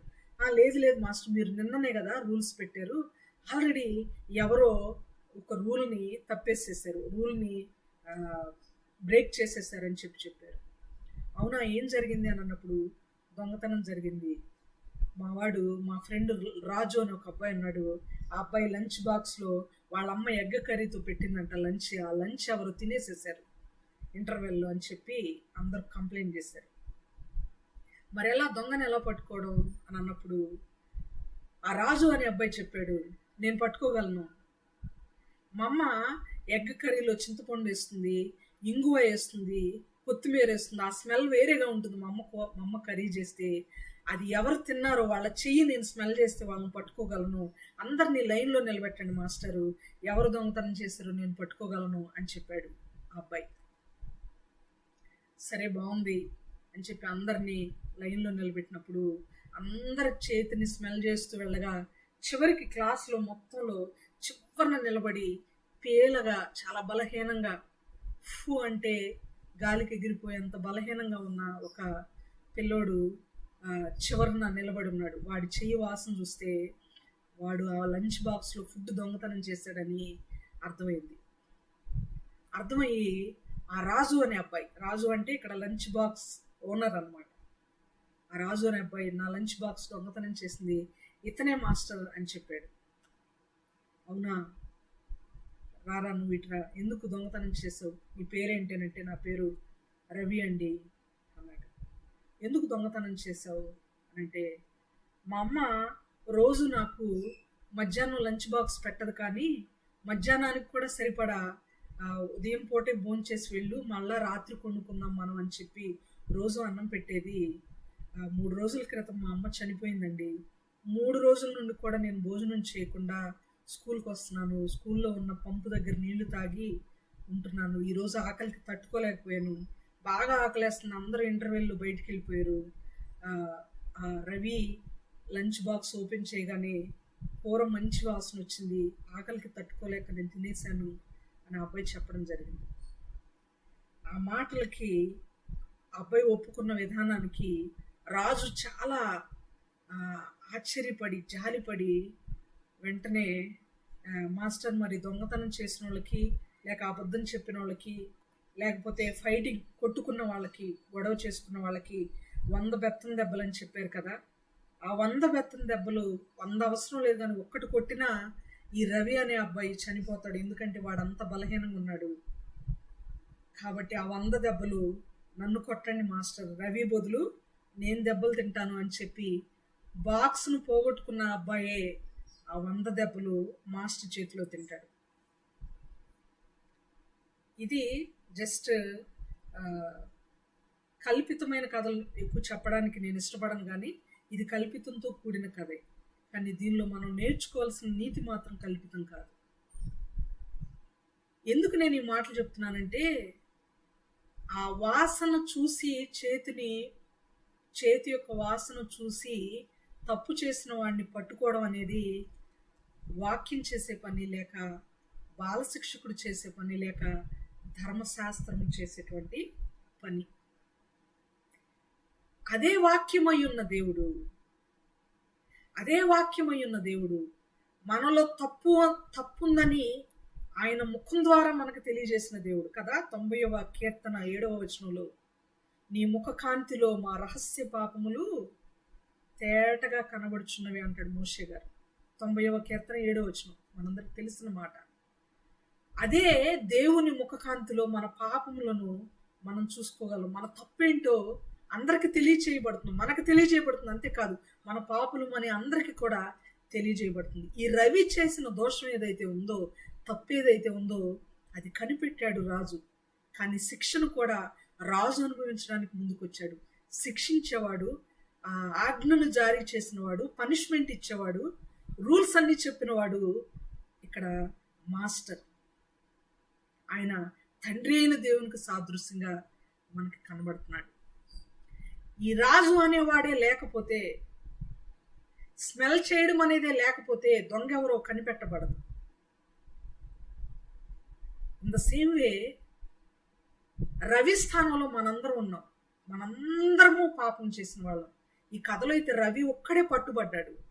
కానీ ధర్మశాస్త్రం అనే టెస్ట్లో, ఆ లేఖనంలో, లేకపోతే ఆ చెరలో, ఆ బందీ గృహంలో మనందరం కూడా బందీలమే ఒకప్పుడు. ఇప్పుడు విడుదల పొందిన వారు, రక్షింపబడిన తర్వాత, వన్స్ మనం దేవుణ్ణి అంగీకరించిన తర్వాత మన సొంత రక్షకుడిగా మనము ధర్మశాస్త్రం నుండి విడిపింపబడిన వాళ్ళం. ఈ పాయింట్ గనక మనకు అర్థమైతే రెండవ ఉపయోగం ఏంటో మనకు అర్థం. పాపులను బంధించేది. పాపులను బంధించడం అవసరం అంటారా లేదంటారా? ధర్మశాస్త్రము పాపులను బంధించడం అనేది అవసరమా లేదా? ఈ స్టోరీ అంత విన్న తర్వాత అర్థమైంది ఏంటి మనకి? ధర్మశాస్త్రము పాపులందరినీ బంధిస్తుంది, పాపులు ఎవరో చూపిస్తుంది అని అంటే అది మనకు అవసరమా లేదా? లాస్ట్ సెషన్లో చెప్పడం జరిగింది. ధర్మశాస్త్రం అనేది ఒక ల్యాబ్ లాంటిది. పేషెంట్ ల్యాబ్కి వెళ్ళిన తర్వాత బ్లడ్ ఇస్తాడు. బ్లడ్ ఇచ్చిన తర్వాత, బ్లడ్ చెక్ చేసిన తర్వాత, నీలో పలానా రోగం ఉంది, నీకు థైరాయిడ్ ఉంది, లేక నీకు ఆర్థరైటిస్ ఉంది, పలానా రోగం నీకుంది కాబట్టి నువ్వు మెడిసిన్ దగ్గరికి వెళ్ళు. నువ్వే మెడిసిన్ ఇచ్చేసాయి అంటే నా వల్ల కాదు అంటుంది ల్యాబొరేటరీ ఆ ల్యాబ్ టెక్నీషియన్. నేనివ్వను మెడిసిన్, నువ్వు డాక్టర్ దగ్గరికి వెళ్ళాల్సిందే. ధర్మశాస్త్రం కూడా పాపి ఎవరో చెప్తుంది, నీతిమంతుడు ఎవరో చెప్తుంది. పాపిగా బంధించినటువంటి పాపిని నువ్వు దేవుని దగ్గరికి వెళ్ళు, యేసు రక్తమే నీకు మెడిసిన్, యేసుక్రీస్తు దగ్గరికి వెళ్ళు, నేను నిన్ను నీతిమంతుడిగా చేయలేను అని చెప్తుంది. నేను నిన్ను నీతిమంతుడిగా చేయాలంటే నాలో చాలా విధులు ఉన్నాయి, చాలా రూల్స్ ఉన్నాయి, అవన్నీ నువ్వు పాటించాలి. అవి నీ వల్ల కావు. సో నీకు ఇక్కడ ట్రీట్మెంట్ అసంభవం, impossible. You should go to the blood of Jesus Christ. నువ్వు యేసుక్రీస్తు రక్తం దగ్గరికి వెళ్ళాల్సిందే అని పాపిని నడిపిస్తుంది.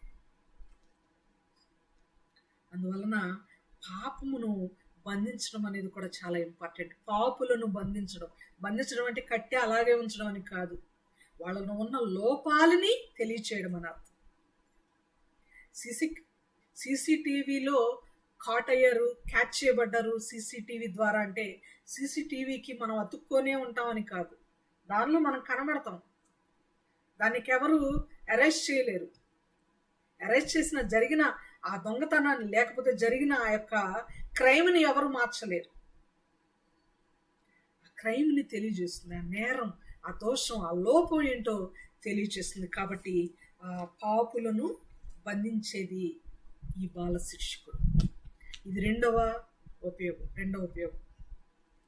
మూడవ ఉపయోగంలోనికి వెళ్ళే ముందు కథ చెప్తానని చెప్పాను. 2 విషయాలను కూడా నేను మీకు జ్ఞాపకం చేస్తాను, 2 రెఫరెన్సెస్ని.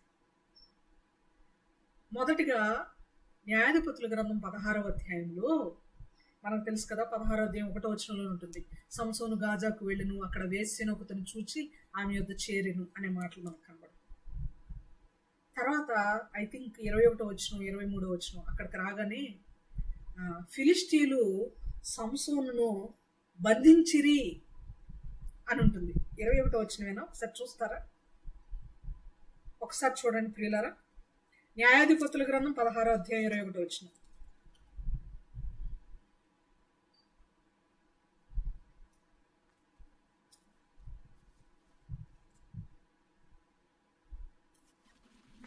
అప్పుడు ఫిలిష్తీయులు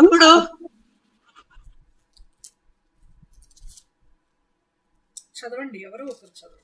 అతని పట్టుకొని అతని కన్నులను ఊడదీసి గాజాకు అతను తీసుకుని వచ్చి ఇత్తడి సంఖ్యల చేత అతన్ని బంధించింది. ఇక్కడ ఫిలిష్తీయులు సంసోనును బంధించిరి అని చూస్తున్నాం కదా. నిజంగా ఫిలిష్తీయులేనా బంధించింది సంసోనుని?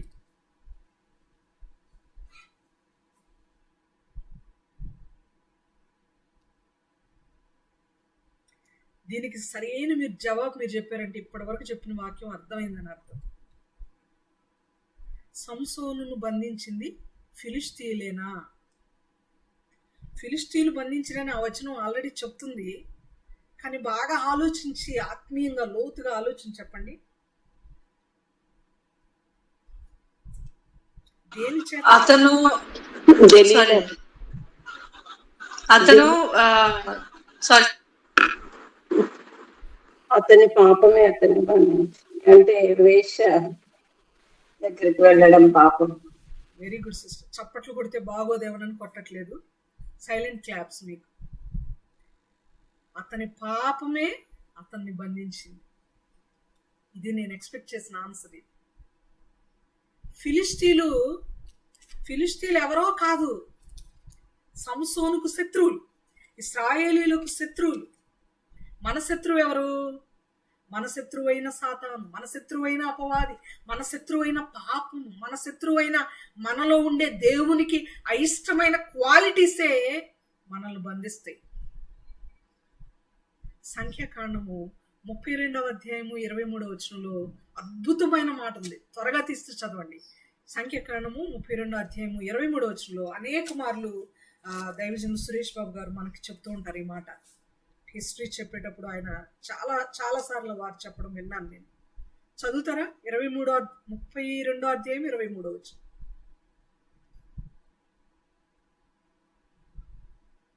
సంఖ్యాకాండము ఎంతండి? సంఖ్యాకాండము 32వ అధ్యాయము 23వ వచనం సిస్టర్. ఓకే. మీరు అట్లు చేయని ఎడల యెహోవా దృష్టికి పాపం చేసిన వారగుదురు గనుక మీ పాపము మిమ్మును పట్టుకొనును అని తెలుసుకొనిడి. పాపము మిమ్మును పట్టుకొనును. పాపము మిమ్మును పట్టుకొను. ఇక్కడ ఫిలిష్తీయులు ఇత్తడి సంఖ్యలతో సంసోనును బంధించారని మనం చదువుకుంటాం, మనం నేర్చుకుంటాం. అలా నేర్చుకోవాల్సింది సండే స్కూల్ పిల్లలు. మనమేమి నేర్చుకోవాలి? పాలు తాగవలసింది సండే స్కూల్ పిల్లలు. మనం అన్నం తినాలి. దానిలో ఉన్న అన్నం ఏంటి? అన్నం అంటే ఏంటి? ఇక్కడ లోతైన ఆత్మీయ మర్మం ఏంటది అంటే ఫిలిష్తీయులు అంటే ఎవరో ఒక జనాంగము, శరీరులు, బలవంతులైన ఒక శత్రువులు కాదు. పాపము, మనలో ఉన్న అవిధేయత, మనలో ఉన్న అవలక్షణాలు, మనలో ఉన్న లోపాలు, మనలో ఉన్న ఇబ్బందులు, మనలో ఉన్నటువంటి దేవునికి అయిష్టమైనటువంటి క్యారెక్టర్ మన శత్రువు.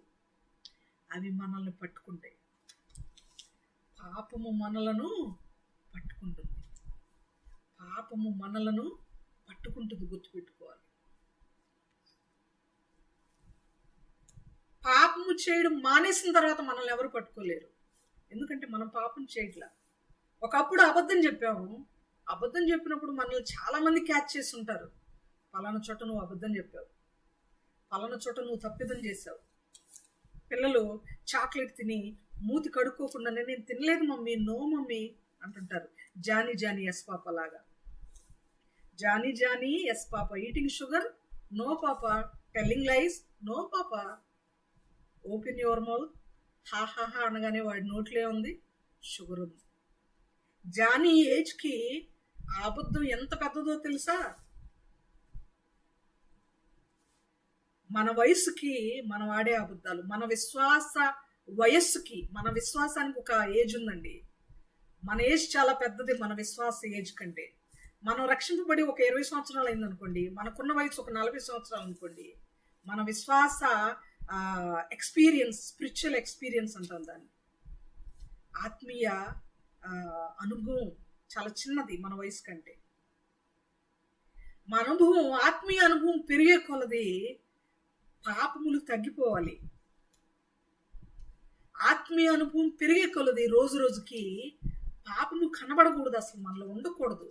ఏం కనబడాలి? పరిపూర్ణత కనబడాలి, పరిణితి కనబడాలి, వికసించిన మనస్తత్వం కనబడాలి. గొంగళి పురుగు ఎప్పుడు గొంగళి పురుగు దశలోనే ఉండకూడదు. పరిపూర్ణతలోకి వచ్చి అందంగా, అందరి కళ్ళకు ఇంపుగా, ఎగిరేదిగా, అందరికీ ఆహ్లాదాన్ని ఇచ్చేదిగా, ఆనందాన్ని ఇచ్చేదిగా ఉండాలి. ఎందుకంటే సీతాకోక చిలుకను చూడడానికి మానవులందరూ ఎంత ఇష్టపడతారో, విశ్వాసులను చదవడానికి కూడా మానవులు అంత ఇంట్రెస్ట్ చూపిస్తారు. కొరింథీ పత్రికలో పౌలు గారు అంటారు, అంతకుముందు కూడా ఎన్నోసార్లు చెప్పాను నేను మాట, ప్రజలందరూ చదువుకొనుచున్న మా పత్రిక మీరే కారా? ఈనాడు, ఆంధ్రజ్యోతి, ఆంధ్రభూమి, ఇవే పత్రికలు అనుకుంటాం మనం. Innocent, we are very innocent. కొన్నిసార్లు చాలా మనం అమాయకులంగా ఆలోచిస్తాం. కానీ క్రిస్టియన్స్ అనే ఒక పత్రిక ఉంది, లోకం మొత్తం చదివే పత్రిక. అది తెలుసా? మనల్ని నిలువెల్లా చదువుతారండి. రీసెంట్గా పాస్టర్ గారు కూడా చెప్పారు, నిలువెల్లా మనలను అబ్జర్వ్ చేస్తారు. అబ్జర్వ్ చేసేటప్పుడు మనలో పాపము ఉండకూడదు. పాపం ఉంటే మరొక పాపి నీతిమంతుడిగా మార్చబడడానికి ముందుకు రాడు. వాడు పాపినని ఒప్పుకోవడానికి ఇష్టపడడు. నువ్వే పాపి, నువ్వు నాకేం చెప్తావులే అంటాడు. ఒక చోట భోజనాలు జరుగుతున్నప్పుడు భోజనాలంతా అయిపోతున్నాయి, కడుక్కునే వాటర్ ట్యాంక్ లాంటిది ఒకటి పెట్టబడింది. అక్కడ వాటర్ అయిపోయినాయి. లైన్లో నిలబడి ఉన్నారు పిల్లలందరూ కూడా, అటు ఇటు తొక్కిసలాడుతూ ఉన్నారు.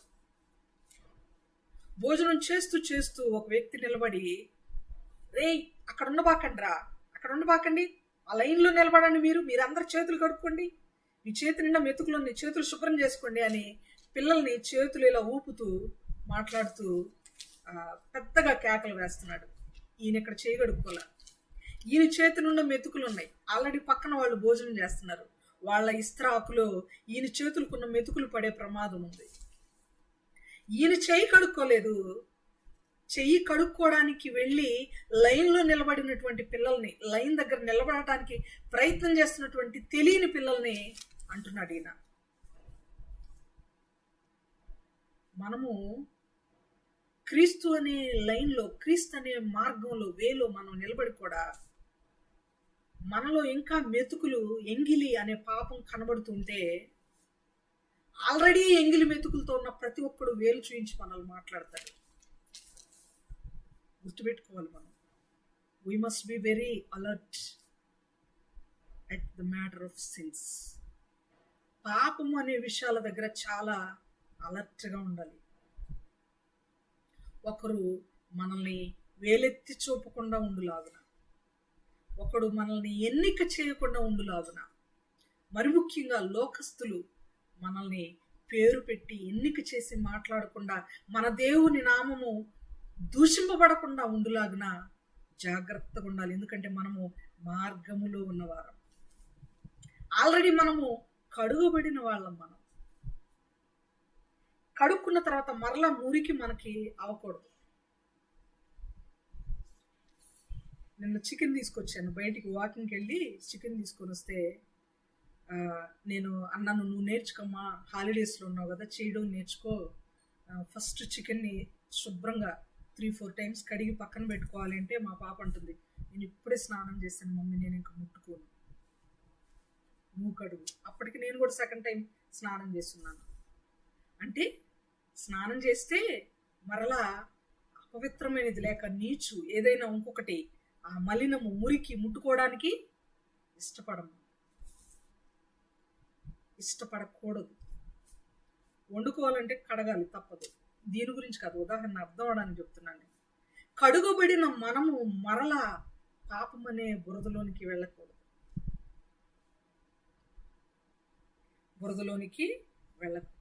అందువలన పాపము మనలను బంధిస్తుంది కాబట్టి అది మనకు ఉపయోగకరమైన మేలు. ఇక్కడ బంధించింది పాపిని, లేకపోతే పాపము చేసినటువంటి సంసోనును బంధించింది ఫిలిష్తీలో, శత్రువులో, వేరే శరీరులో అని మనం చదువుకుంటూ ఉంటాం. అక్షరరీత్యా అది సత్యం, అక్షర సత్యం. కానీ ఆత్మీయ సత్యం, సంసోను యొక్క పాపమే సంసోనును పట్టించింది. రెండవ ఉదాహరణ మనందరం ఎరుగుదు, దావీదు. చాలా జీరో స్థితి నుండి హీరో స్థితికి, 0 నుండి 1కి ఇన్ఫినిటీకి ఎంతో అద్భుత రీతిలో హెచ్చించబడ్డాడు. దేవుని కృప చొప్పున దేవుని చేత ఎన్నుకోబడ్డాడు. దేవుని హృదయానుసారుడు, ఇష్టానుసారుడు. ప్రతి చిన్న పని దేవుణ్ణి అడిగి చేసేవాడు.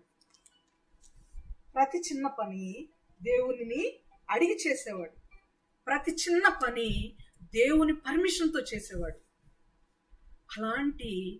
అలాంటి దావీదు పాపం చేసేటప్పుడు మాత్రం దేవుని పర్మిషన్ అడగలే. దేవునికి చెప్పి చేయలేదు.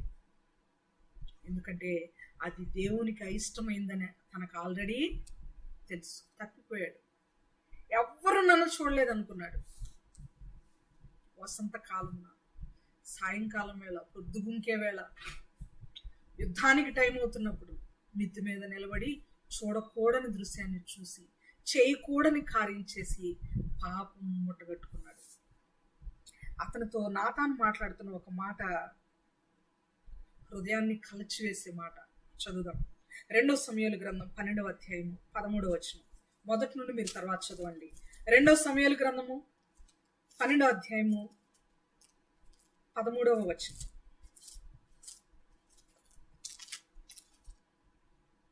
2 సమూయేలు గ్రంథము 12వ అధ్యాయము 13వ వచనం. నేను పాపము చేసితినని దావీదు నాతానుతో అనగా, నాతాను నీవు చావకుండునట్లు యెహోవా నీ పాపమును పరిహరించెను. చాలు. ఈ తర్వాత వచనాలు కూడా తర్వాత మీరు చదవండి. తర్వాత జరిగిన సందర్భం మనకు తెలుసు. బత్షెబ దావీదు కనిన బిడ్డను దేవుడు ముత్తెను అనే మాటలు మన తర్వాత వచనాల్లో ఉంటాయి. కానీ దేవుడు ఎంతో హృదయానుసారుడు గనుక, తనకి దావీదు హృదయానుసారుడు గనుక పాపము నుండి ఆయన పాపమును పరిహరించాడంట. దావీదు స్థానంలో మనం ఊహించుకుందాం. దేవుని స్థానంలో దేవుణ్ణి ఊహించుకుందాం. నాతాను స్థానంలో మీరు ధర్మశాస్త్రం అనుకోండి, వాక్యం అనుకోండి, లేఖనం అనుకోండి, కట్టడం అనుకోండి, పరిశుద్ధాత్ముడు అనుకోండి, దేవుని హృదయం అనుకోండి, ఏ పేరు పెట్టినా పర్వాలేదు. నాతానే గనక వచ్చి నువ్వు ఈ తప్పు చేసావు, నువ్వు చేసిన తప్పు ఇది, this is what you have done against God అని గనక వివరించి తన తప్పును తనకు తెలియచేయకపోతే బహుశా దావీదు ఈ ఒప్పుకోలు చేసి ఉండేవాడు కాదేమో. నేను పాపము చేసి నాతాను చెప్పినప్పుడా దావీదుకు తెలిసింది పాపం చేశానని? సాయంకాలం వేళ బత్షెబను ఇంటికి రప్పించుకొని, ఆమెను చూసి ఇంటికి రప్పించుకొని ఆమెతో పాపం చేసినప్పుడా? ఎప్పుడు పాపం చేసింది? పాపం చేసి చాలా టైం అయిపోయింది. కానీ ఒప్పుకోలు లేటుగా చేస్తున్నాడు. ఎందుకంటే ఆ పాపం యొక్క కాస్ట్, ఎంత పెద్ద తప్పు చేశాడో, ఎంత పెద్ద తప్పు పాపము మూటగట్టుకున్నాడో దావీదు నాతాను వివరించినప్పుడు దావీదుకి వణుకు పుట్టుండొచ్చు బహుశా. శిక్షను తప్పించుకోలేదు. కానీ దావీదు హృదయానుసారుడు కనుక దావీదుకు ఆ శిక్ష రాకుండా తన బిడ్డకు వచ్చేటట్లు చేశాడు దేవుడు. మనకు తెలుసు కదా, తండ్రులు చేసిన పాపము కుమారుల మీదకి, బిడ్డల మీదకి వస్తుంది. గుర్తుపెట్టుకోవాలి, పాపం అంటే అంత భయము మనము కలిగి ఉండాలి. 3వ పాయింట్ రేపు చెప్పుకుందామా, ఈరోజు చెప్పుకుందామా? 3వ ఉపయోగం రేపు మాట్లాడుకుందామా, ఈరోజు మాట్లాడుకుందామా? రేపు చెప్పండి అమ్మా, రేపు చెప్పండి సిస్టర్. ఇంట్రెస్ట్ గా ఉంది కానీ ఇంట్లో కూడా 9 బాగుతుంది నా ఉద్దేశం కూడా. ఇప్పుడు చెప్పినా ఇప్పుడు కంప్లీట్ అవ్వదు కనుక రేపు మాట్లాడుకుందాం. మనం 2 ఉపయోగాలు మనం చూసాము. ఈ పాఠానికి మనం బాల శిక్షకుడు సంపూర్ణ వివరణ పార్ట్ 1 అనుకుందాం. పార్ట్ 2 మరలా రేపు మాట్లాడుకుందాం. రేపటి పార్ట్లో బాల శిక్షకుడు నడిపించేవాడుగా మనకు కనబడతాడు. బాల శిక్షకుని కింద ఇక ఉండము అంటాడు 25వ వచనంలో. గలతీయులకు రాసిన పత్రికలో పౌలు గారు ఇక ఉండమంటే అప్పటి నుండి ఉండము. ఇప్పుడు బాల శిక్షకుని పొజిషన్లో మనతో ఎవరున్నారు? రక్షింపబడిన తర్వాత, విశ్వాసులుగా మార్చబడిన తర్వాత కూడా ఇంకా మనల్ని లీడ్ చేసే వాళ్ళు ఉన్నారా ఎవరైనా దేవుని పక్షాన అనే వచనాలు, అనే విషయాలు ఇంకా విపులంగా, నిదానంగా, కంప్లీట్గా రేపు నేర్చుకుందాం. అప్పటి వరకు దేవుని కృప మనకు తోడై ఉండును గాక. ఈ కొద్ది మాటలు దేవుడు మన కొరకు దీవించి ఆశీర్వదించును గాక. ఆమేన్.